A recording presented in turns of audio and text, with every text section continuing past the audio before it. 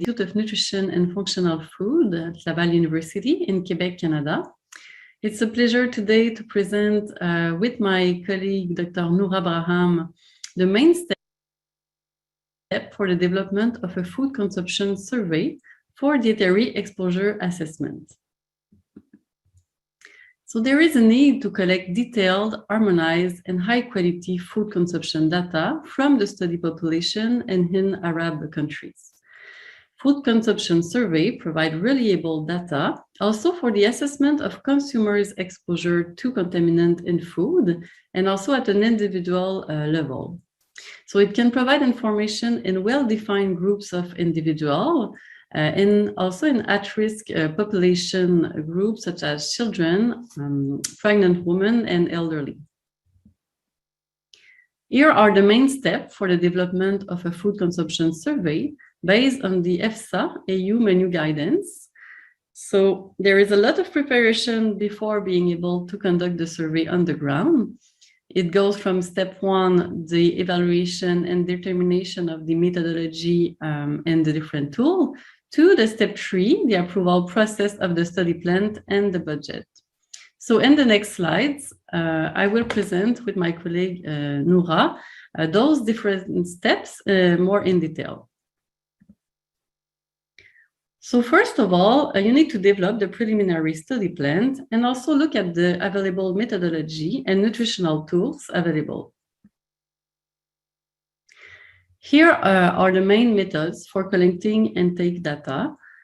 The first one is the food diary, which indicates the food consumed from 1 to 7 days.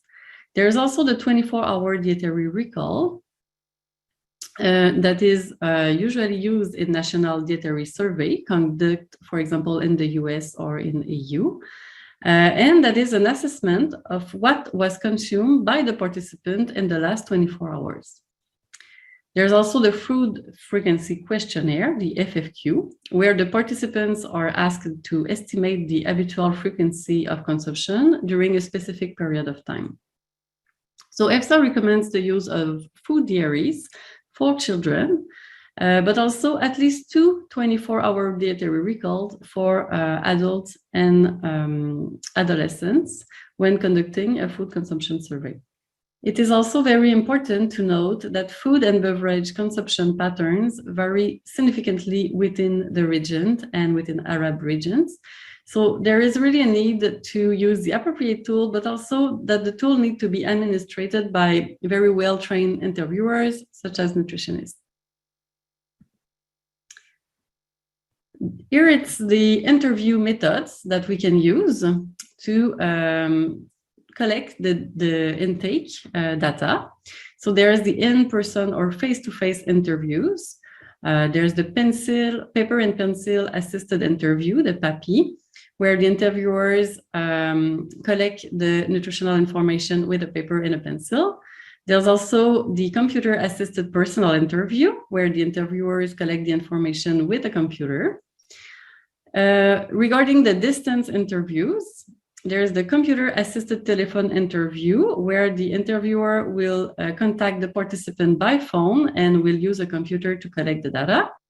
And the last one is the computer-assisted web interview, CAWI, and maybe it's the most recent type of interview method. So the participant can complete the survey directly online through a web browser or a mobile application.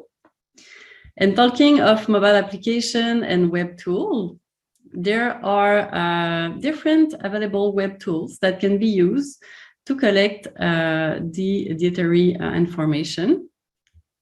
So talking about application and web tools, there are numerous web tools and software available in order to collect intake data that integrate a 24-hour recall and also that can estimate the nutrient intake of the participants. So for example, the quantity of protein, carbohydrates, and lipids consumed. For example, in US, we have the ASA 24 that have been widely used for national dietary survey. Also the Index 24 that have been recently developed to conduct dietary survey in low-income country. And for example, you have in UK, MyFood 24. Here, it's an example of a screenshot from a web-based 24-hour recall. So as you can see, the participant can select directly in the food list the different food and beverage that he consumed, and for each different meal during the day. So now I will let my colleague discuss about the required databases for the food consumption survey. Thank you, Eliane. My colleague presented to you different kinds of database softwares for data collection. Before using this software, you have to adapt it to your country. So you need to prepare databases specific to your country, so national databases. You need, for example, a food list or a food composition database that describe the food items that are available in your country. We will see these required databases in detail in the next slide. The first group of national databases that you have to prepare are related to food description. The aim of these databases is to quantify the food as eaten and to convert food quantities as reported in the interview to food quantities as finally consumed. The food list database covers solid food, beverage, including drinking water, and food supplement that the consumer can find and eat in your country.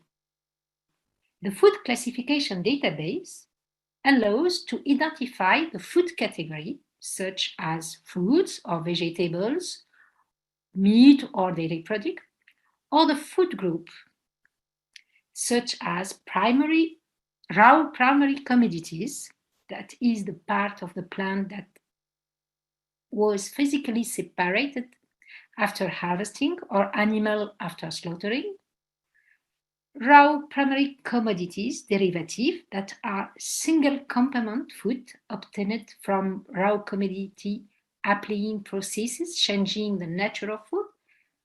For example, olive oil, as you see in the picture. And there are also composite foods that are multi-component, multiple commodities that are processes and that always involve a recipe, like the pizza.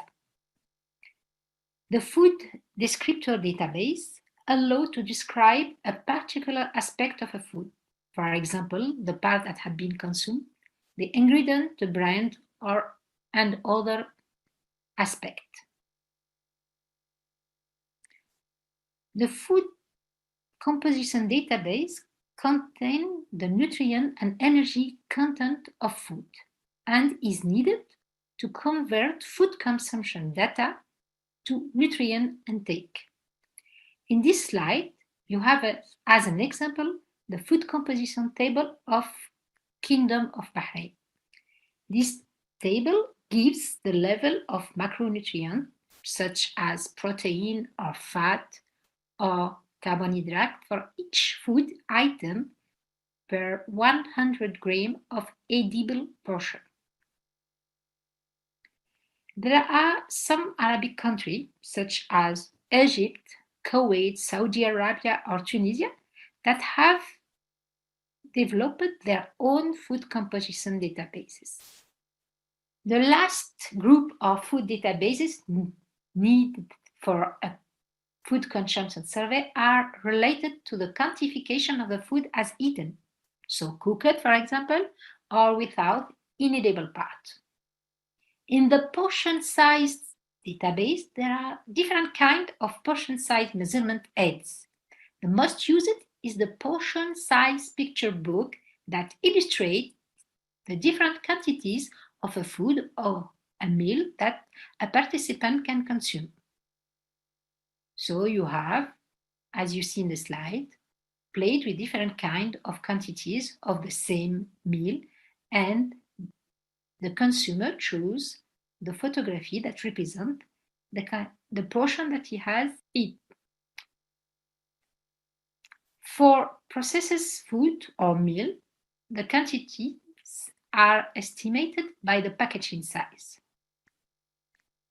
Another database is the standard recipes databases that include recipes from local sources, like recipes prepared at home, such as couscous with vegetables, as well as ready-made recipes identified by the brand name or the product name, like hamburger in a fast food or donuts that can be purchased in a store.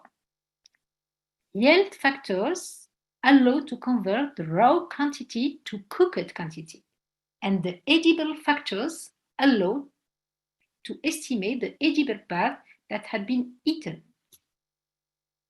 Once the survey tools is selected and the national databases for the software identified, you shall prepare a database study plan.